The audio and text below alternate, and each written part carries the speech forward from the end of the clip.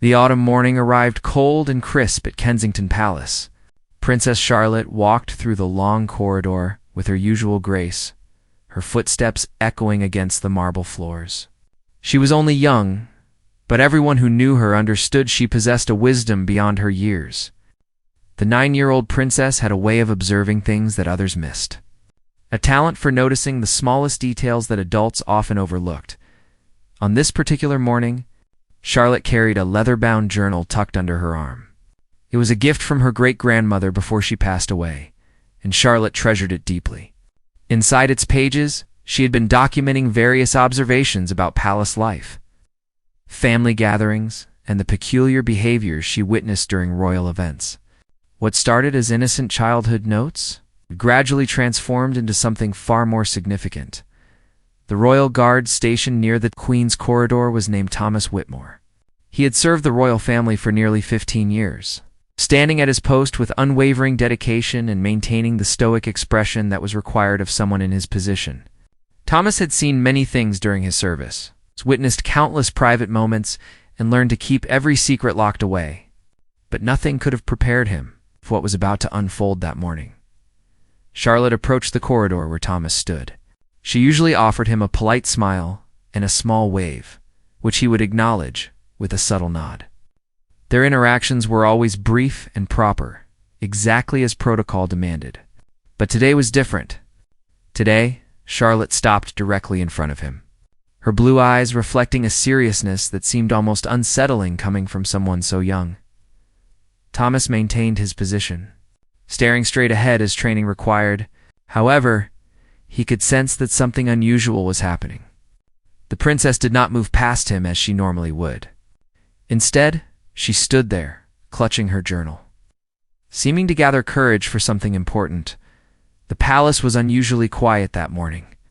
Most of the senior royals were away, attending various engagements across the country. Prince William and Catherine had traveled to Scotland for a series of appearances, while King Charles was occupied with meetings in another wing of the palace. This left Charlotte with her siblings under the care of their nanny and the palace staff. But the young princess had managed to slip away unnoticed. Charlotte had spent the previous weeks carefully piecing together fragments of conversations she had overheard, strange meetings she had witnessed, and peculiar documents she had accidentally glimpsed in places she probably should not have been exploring. Children, especially royal children, were often underestimated.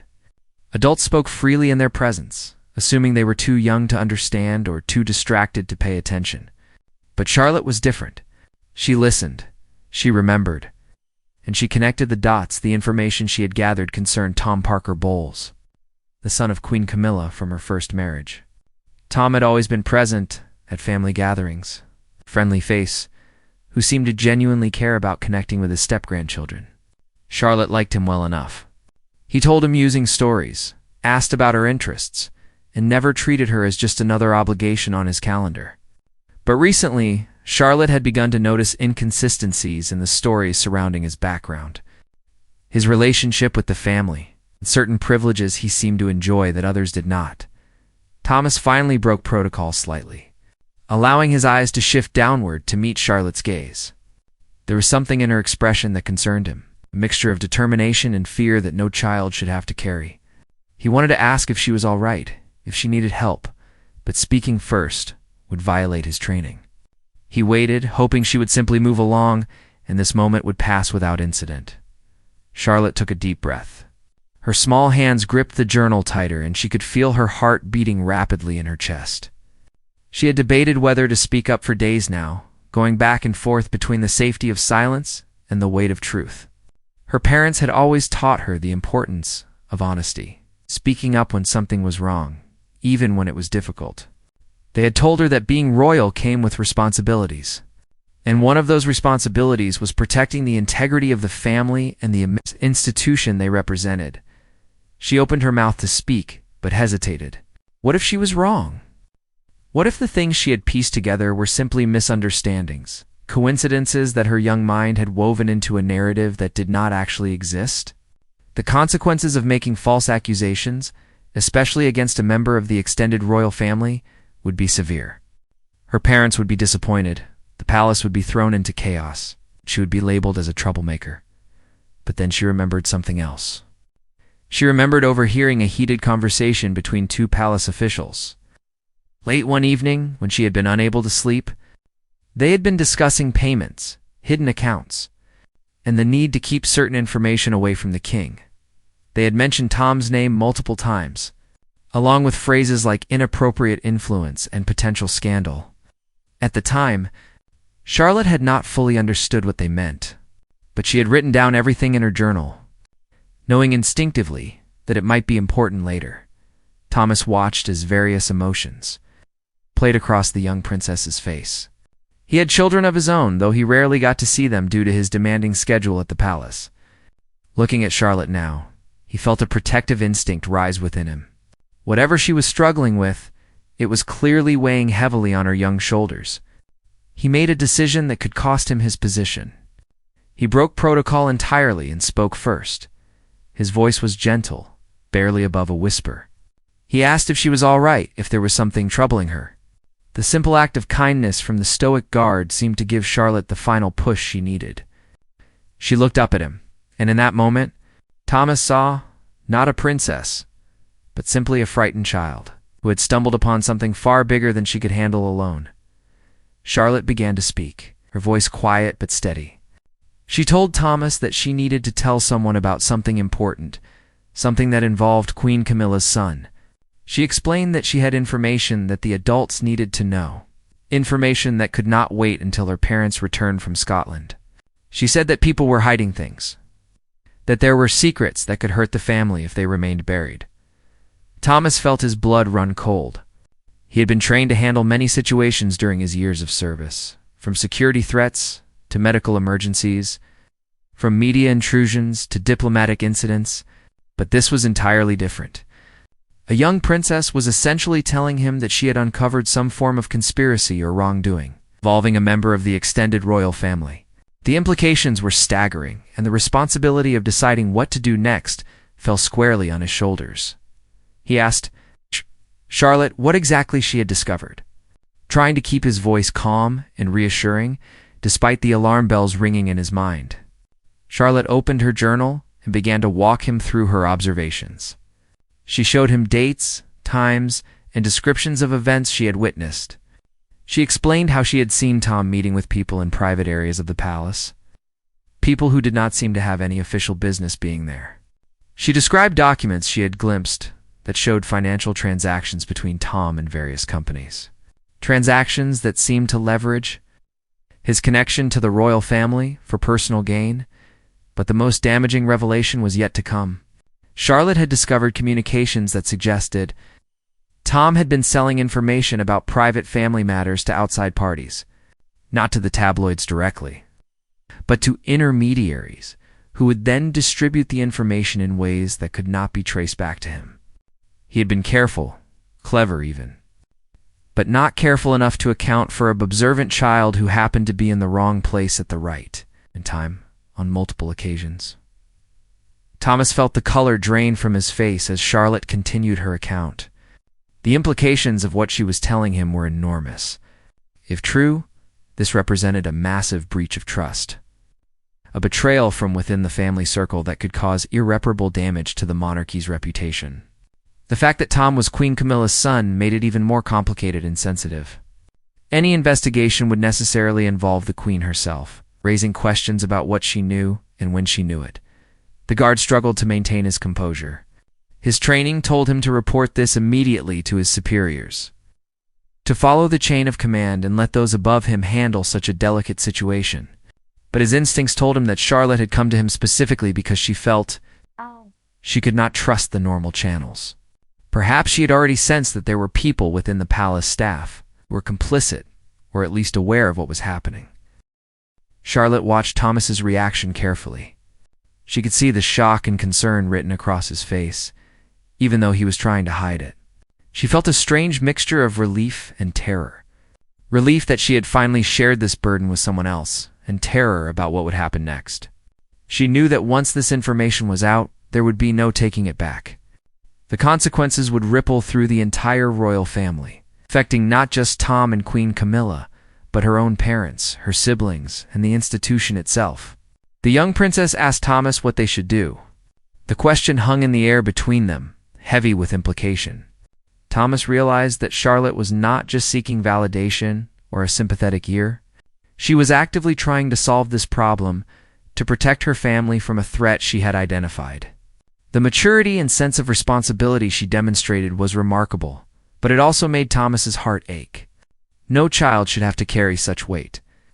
Thomas made another decision that morning, one that would alter the course of events for everyone involved. He told Charlotte that they needed to secure her journal and any other evidence she had collected. He explained that they would need to bring this information to someone they could absolutely trust. Someone with the authority to investigate properly while maintaining discretion.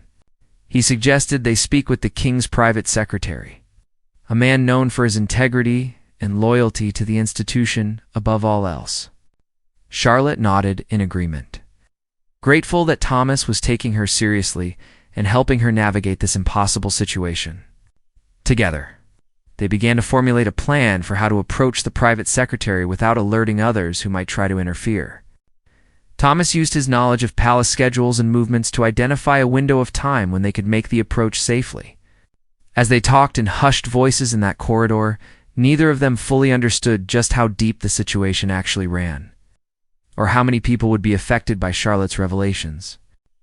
The truth about Tom Parker Bowles was more complex and more damaging than even Charlotte's careful observations had uncovered, and within hours, that truth would begin to unravel in ways that would shake the very foundations of the modern British monarchy. The private secretary's office was located in one of the older sections of the palace, a place where generations of royal advisors had worked to manage the complex affairs of the monarchy. Sir Edmund Halifax had served in this position for nearly a decade, earning a reputation as someone who valued duty and discretion above all else. He was a tall man in his early 60s, with graying hair and sharp eyes that seemed to miss nothing. When Thomas Whitmore requested an urgent meeting and arrived with Princess Charlotte in tow, Edmund immediately sensed that something serious was unfolding. Charlotte sat in one of the large leather chairs that faced Edmund's desk. Her feet barely touched the floor, a reminder of just how young she truly was, despite the gravity of what she was about to share. Thomas stood slightly behind her, offering silent support while maintaining his professional bearing. Edmund listened without interruption as Charlotte once again recounted her observations, this time in even greater detail than she had shared with Thomas. The private secretary's expression remained neutral as Charlotte spoke, but internally his mind was racing through the implications and necessary protocols. He asked careful questions, probing gently to understand exactly what Charlotte had seen and heard. He needed to determine whether this was the imaginative interpretation of a bright child, or if there was genuine substance to her claims. As Charlotte provided specific dates, locations, and details that would be impossible for her to fabricate, Edmund's concern deepened significantly. When Charlotte finished speaking, Edmund asked if he could examine her journal. She handed it over without hesitation, watching as he carefully reviewed the pages. The notes were remarkably detailed and organized. Charlotte had documented not just what she had observed, but also questions she had about each incident, demonstrating a level of critical thinking that was impressive for someone her age. Edmund recognized several names and situations mentioned in the journal, details that Charlotte could not have known about unless she had indeed witnessed what she claimed. Edmund made the decision to initiate a discreet preliminary investigation immediately. He could not simply dismiss Charlotte's account, especially given the specificity of her observations. However, he also could not launch a full investigation without more corroboration. The stakes were too high, and the potential for damage to the royal family's reputation required careful handling. He thanked Charlotte for her bravery in coming forward and assured her that he would look into the matter personally. Over the next 3 days, Edmund worked quietly but efficiently. He contacted trusted individuals within the palace security team and the royal household's financial oversight department. He requested records and communications without revealing the full reason for his inquiries. He wanted to see if Charlotte's observations could be verified through official channels before taking the matter any further. What he discovered shocked him to his core. Tom Parker Bowles had indeed been meeting regularly with individuals who had no legitimate business at the palace. Security logs showed multiple instances of Tom requesting visitor passes for people described vaguely as personal friends or business associates. When Edmund cross-referenced these names with public records, he found connections to media organizations, public relations firms, and several companies with questionable reputations. The pattern was troubling and suggested that Tom was using his access to the palace for purposes beyond innocent family visits. The financial records were even more damning. Tom had established several limited liability companies over the past few years, entities that appeared to exist primarily on paper with minimal, legitimate business activity. However, these companies had received substantial payments from various sources, many of which could be traced back to organizations that had previously published insider information about the royal family. The timing of these payments often coincided with the publication of stories that contained details only someone with intimate family access could have. Edmund found himself facing a dilemma that would have been unthinkable just days earlier. The evidence strongly suggested that Tom Parker Bowles had been systematically betraying the royal family's trust for financial gain. He was not just sharing harmless gossip or innocent observations. He was actively selling information about private family matters, medical conditions, relationship difficulties, and even security arrangements. The scope of the betrayal was staggering, and the potential consequences were severe. The most complicated aspect of this situation was Queen Camilla's position. Edmund knew he would eventually need to brief the king, but before doing so, he needed to understand what, if anything, the queen knew about her son's activities. This required extremely delicate handling. Edmund could not simply accuse the queen of being complicit without solid evidence. But he also could not ignore the possibility that she had been aware and chosen to protect her son rather than the institution. Edmund decided to examine communications between Tom and his mother. This was a step he took with great reluctance, as it represented a significant breach of privacy for the queen. However, the severity of the situation justified extraordinary measures. What he found was both a relief and a new source of concern. The communications showed that Camilla had suspected something was wrong with Tom's behavior but had not fully understood the extent of his activities. There were messages where she questioned him about his frequent palace visits and asked why he needed so much access to family areas. Tom's responses were evasive and occasionally dismissive. More troubling were messages from approximately 8 months earlier, where Tom had asked his mother for financial help, claiming he was facing business difficulties. Camilla had apparently provided him with a substantial amount of money, believing she was helping her son through a temporary setback. The timing of this request coincided with a period when Tom's payments from the suspicious companies had temporarily decreased, suggesting he was becoming financially dependent on his information-selling activities and panicked when that income stream faltered. Edmund also discovered that Camilla had consulted with a lawyer about Tom's situation.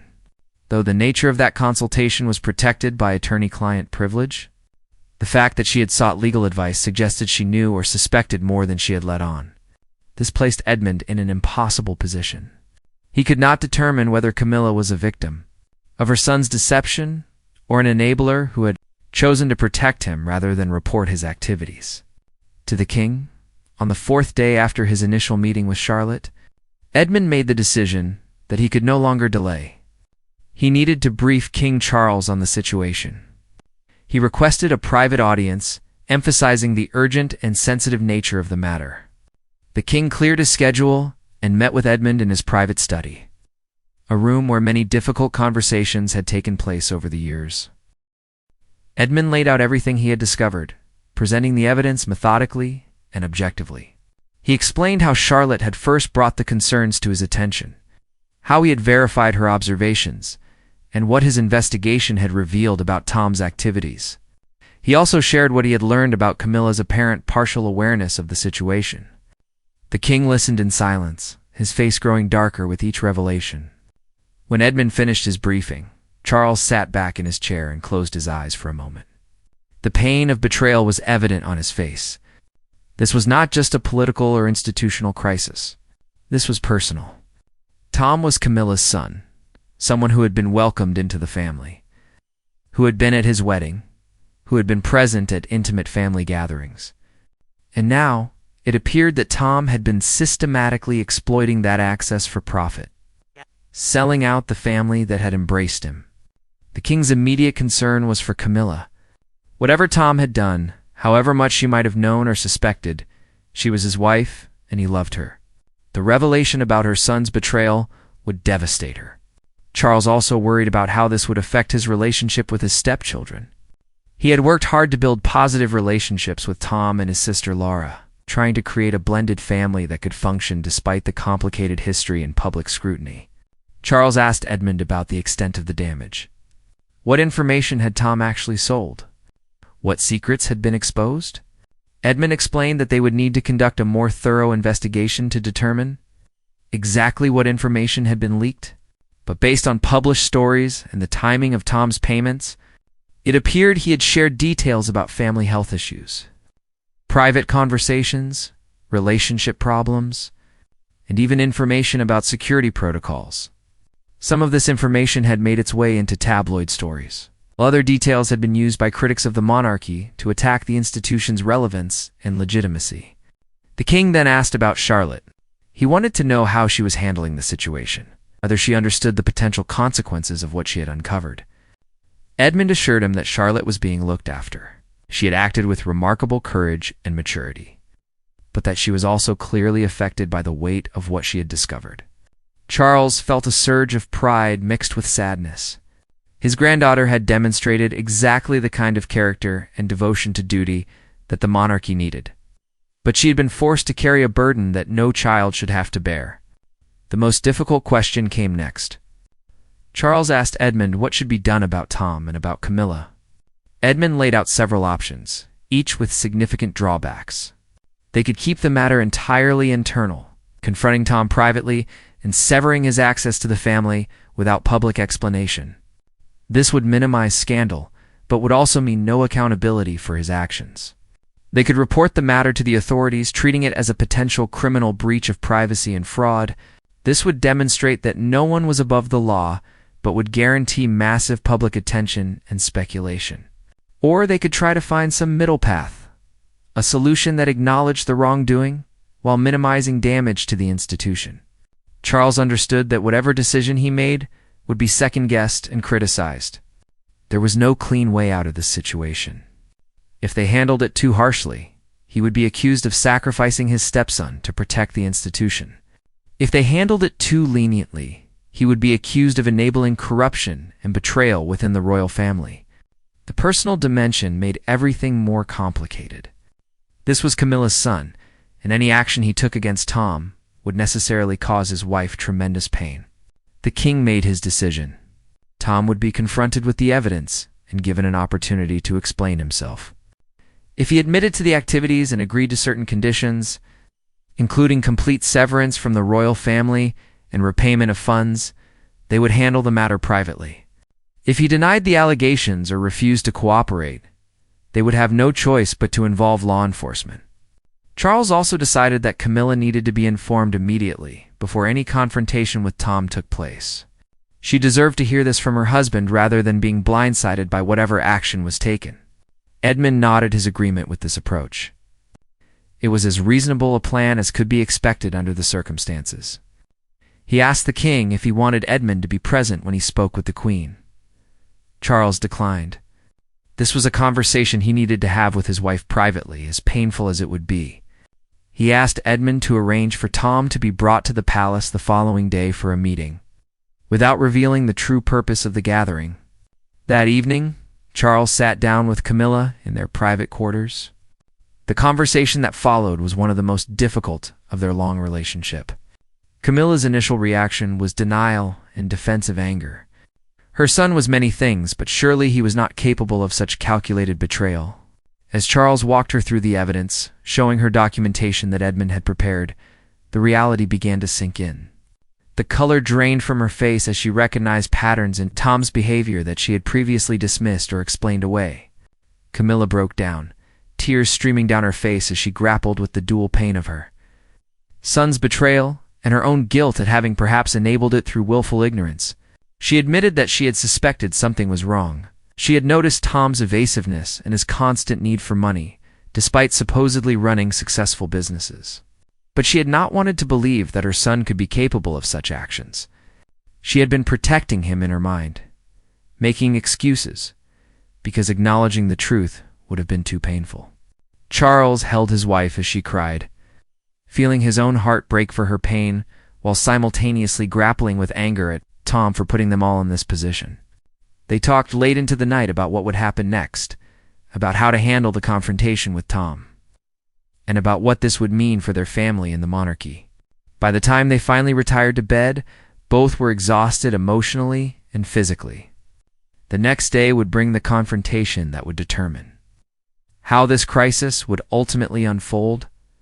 Tom Parker Bowles arrived at the palace the following afternoon, believing he had been summoned for what he assumed was a routine family matter or perhaps a discussion about an upcoming event. He walked through the familiar corridors with the casual confidence of someone who had made this journey countless times before. Tom had always enjoyed his connection to the royal family, the access it provided, and the opportunities it created. He failed to notice the unusual tension in the air or the way certain staff members avoided making eye contact with him as he passed. He just was directed not to the informal family areas where he usually met with his mother and stepfather, but rather to a formal meeting room typically used for official palace business. This should have been his first warning that something was different about this visit.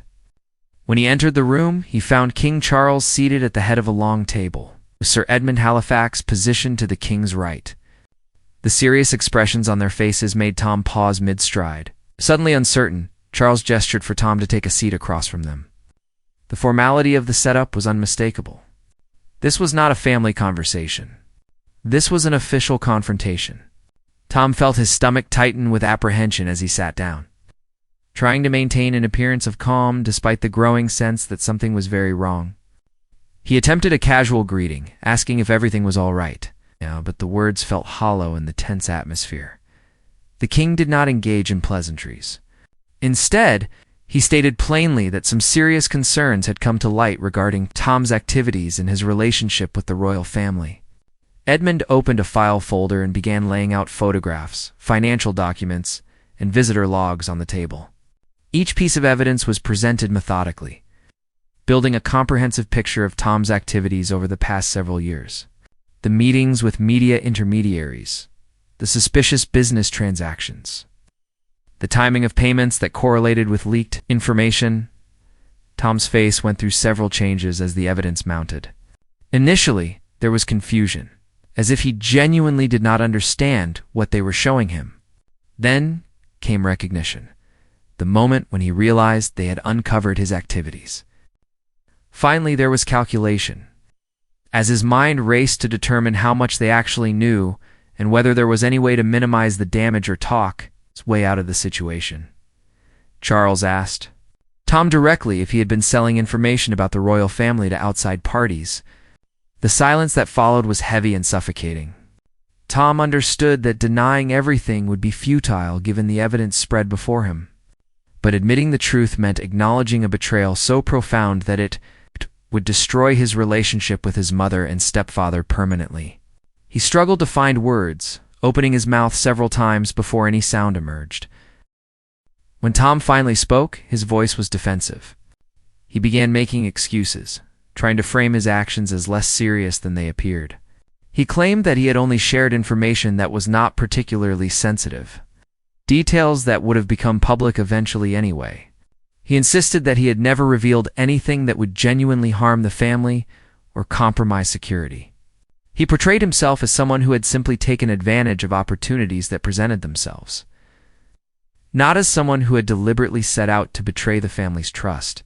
Edmund challenged each of these assertions with specific examples. He cited stories that had appeared in various publications containing details that could only have come from someone with intimate family access. He showed Tom's documentation of payments he had received immediately after particularly damaging stories were published. He presented communications that demonstrated Tom had actively sought out opportunities to provide information, not merely responded to requests. The evidence made it impossible for Tom to maintain his position that his actions had been harmless or opportunistic. Charles watched his stepson squirm under the weight of the evidence. Part of him felt sympathy for Tom, recognizing that desperation and poor judgment had likely played a role in these decisions. But another part of him felt profound disappointment and anger. Tom had been welcomed into the family, treated with respect and affection, given access that was a privilege, not a right. And he had repaid that trust by treating the family as a resource to be exploited for profit. The king asked Tom why he had done it. What had driven him to betray his own family in this way? This question seemed to break through Tom's defensive posture. He slumped in his chair, the fight draining out of him as he faced the reality of what he had done and what he had lost. When he answered, his voice was quiet and filled with a mixture of shame and resentment. Tom explained that he had always felt like an outsider in the royal world. Despite his mother's marriage to the king, despite being welcomed at family events, he never truly felt like he belonged. He was always aware that he was not royal by birth, that his presence was tolerated rather than celebrated. This sense of being perpetually on the outside had created a bitterness that he had not fully acknowledged even to himself. When opportunities arose to profit from his access, he had rationalized it as simply taking what was owed to him. Compensation for the difficult position his mother's relationship had put him in. He also admitted to financial problems. His businesses had not been as successful as he portrayed them publicly. He had made poor investments, lived beyond his means, and found himself in debt. The payments he received for information had started as a way to solve temporary financial problems, but they had quickly become something he relied on. Each time he told himself it would be the last time. But then another bill would come due, or another opportunity would present itself, and he would justify doing it again. Charles listened to Tom's explanation without interruption. He understood that people made mistakes, that financial pressure could drive individuals to poor decisions. But what Tom had done went beyond a simple error in judgment. This was sustained betrayal over years. Dozens of deliberate choices to put his own interests above the well-being of his family and the institution they represented. The explanations Tom offered might help understand his motivations, but they did not excuse his actions. Edmund then presented Tom with the options the king had decided upon. Tom could admit fully to what he had done, agree to sever all connection with the royal family beyond absolutely necessary family occasions, commit to repaying the money he had received through his information-selling activities, and sign a comprehensive non-disclosure agreement that would prevent him from ever publicly discussing his relationship with the family. If he agreed to these terms, the matter would be handled privately without involving law enforcement or making any public announcement. Alternatively, if Tom refused these terms or attempted to deny the evidence, the palace would have no choice but to report the matter to the appropriate authorities. This would likely result in criminal investigation for breach of privacy, potential fraud charges, and would certainly become a massive public scandal. The choice was Tom's, but he needed to make it immediately. Tom sat in stunned silence as he processed the ultimatum.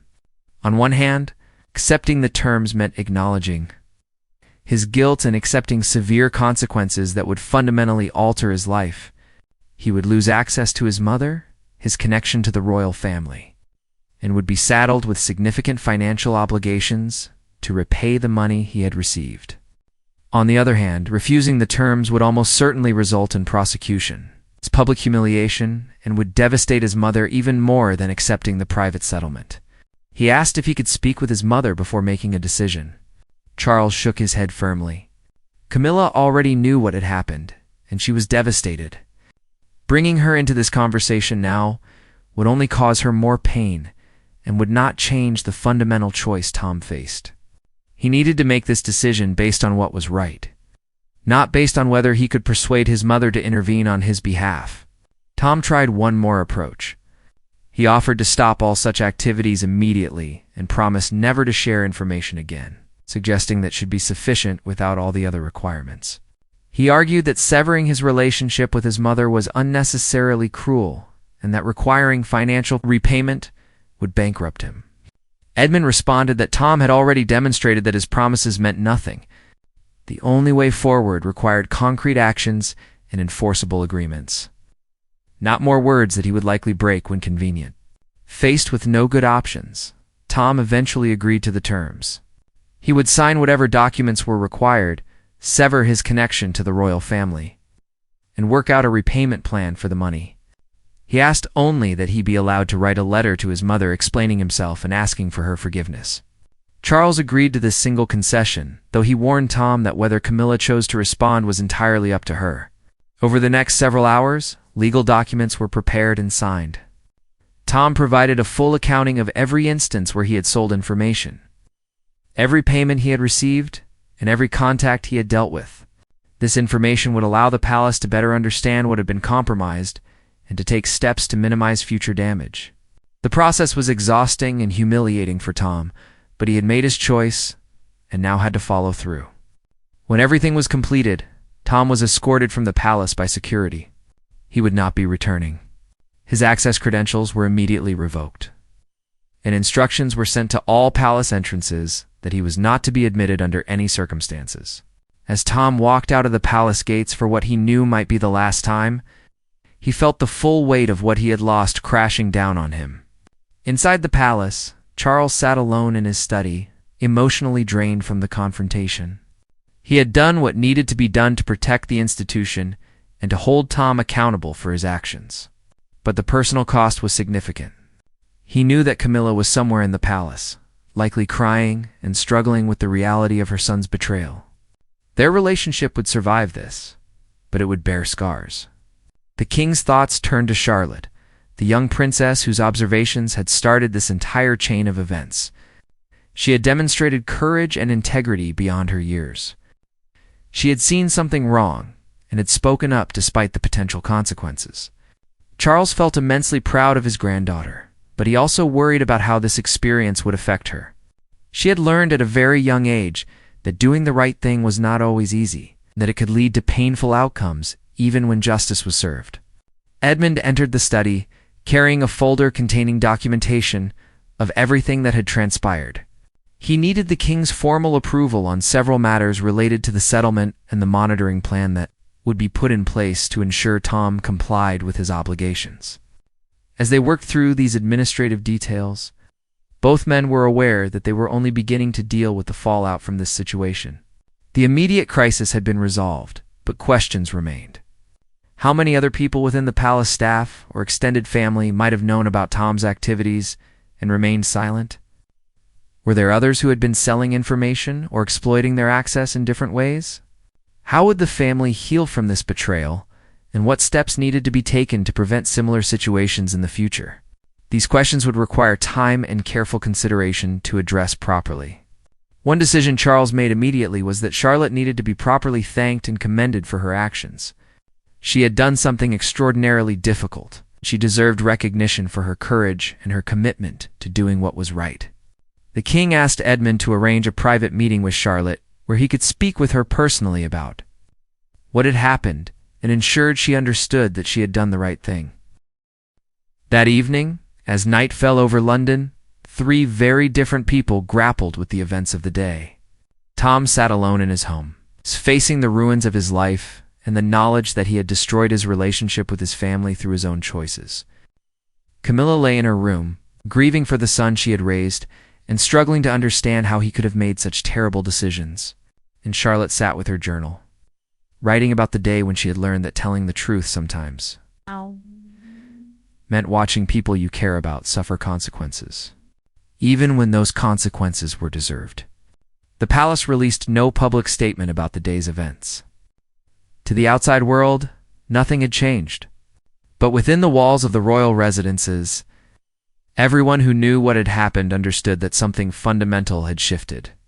Trust had been broken, wounds had been inflicted, and the work of healing and moving forward would take time and effort from everyone involved. 3 days after Tom's departure from the palace, King Charles arranged the private meeting with Princess Charlotte that he had promised. The meeting took place in the same private study where so many difficult conversations had occurred that week. But this time the atmosphere was entirely different. Charles had asked that they'd be alone. wanting this to be a genuine conversation between grandfather and granddaughter, rather than a formal royal interaction. Charlotte entered the study with obvious nervousness. She had spent the past several days wondering if she had done something wrong. If her revelations about Tom had caused more harm than good, she had heard her parents speaking in worried tones about family matters. Had seen her grandmother looking sad and tired, and had sensed the tension that now permeated the palace. Part of her wished she had never said anything, that she had simply kept the information in her journal and tried to forget about what she had observed. The king smiled warmly at his granddaughter and gestured for her to sit in one of the comfortable chairs near the fireplace rather than at the formal desk.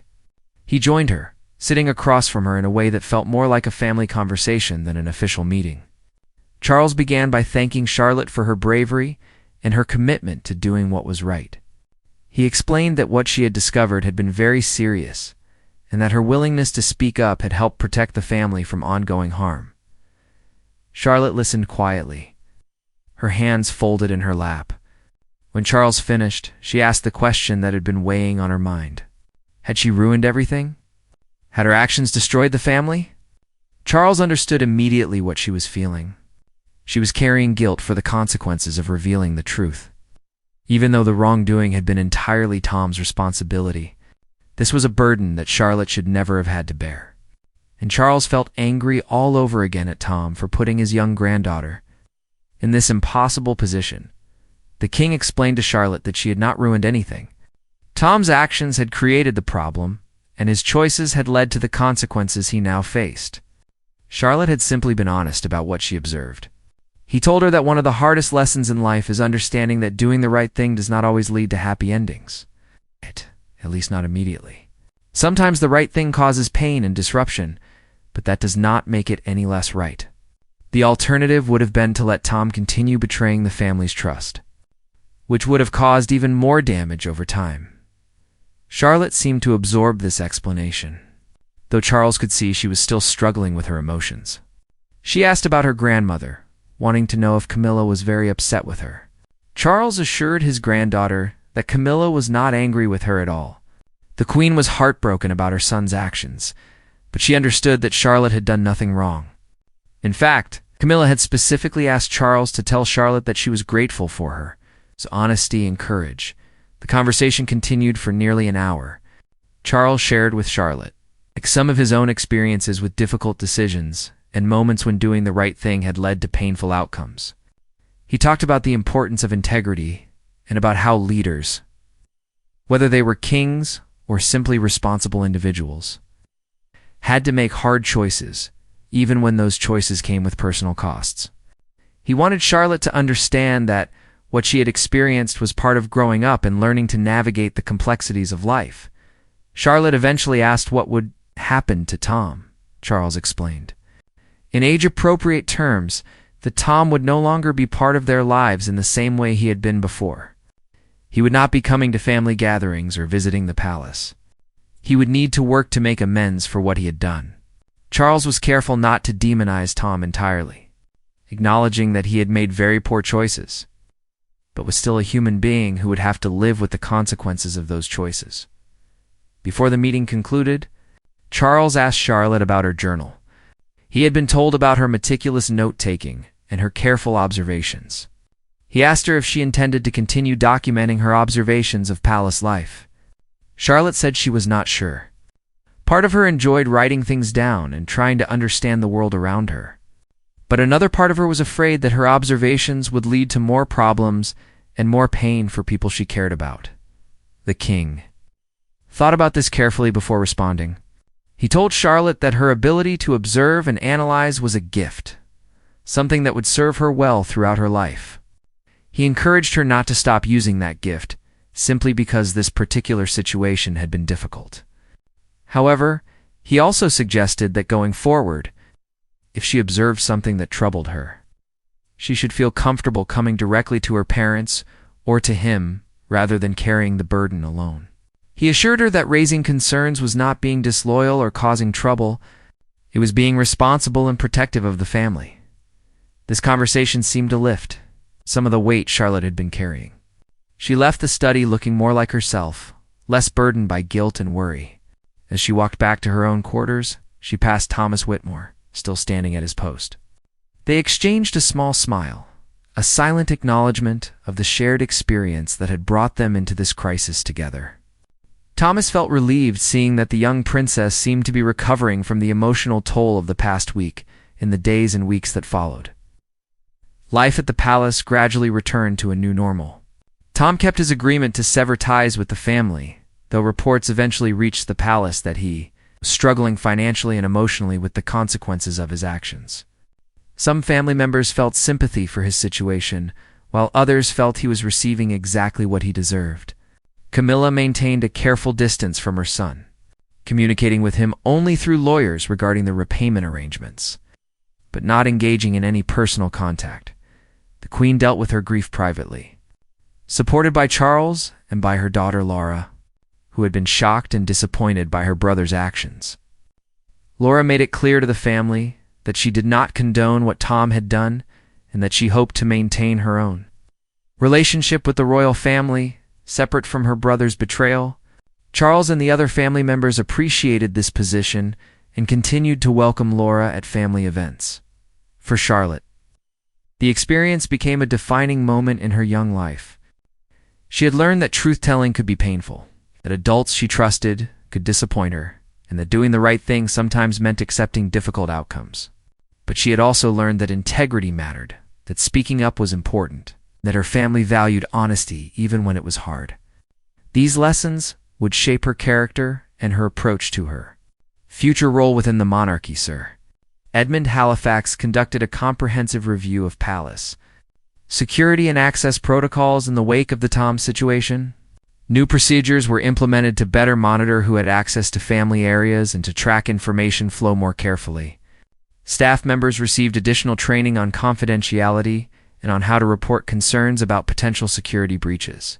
The goal was to prevent similar situations from occurring in the future while maintaining the relatively open and trusting environment that made palace life functional. One unexpected consequence of the entire situation was a shift in how the royal family approached relationships with extended family members and close associates. There was a new awareness of the potential for exploitation and a recognition that access to the family carried responsibilities that needed to be clearly communicated and enforced. Some saw this as a sad necessity, a loss of innocence and trust. Others viewed it as an overdue acknowledgement of reality in an age where information had tremendous value and privacy was increasingly difficult to maintain.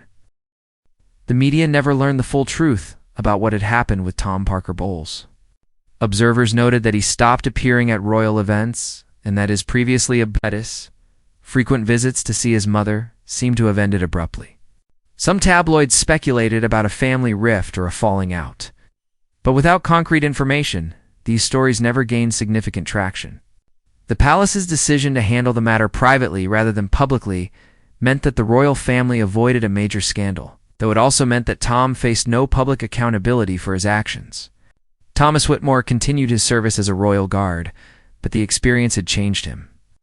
He had been placed in an impossible situation by Charlotte's revelations, forced to make decisions that went beyond his training and his job description.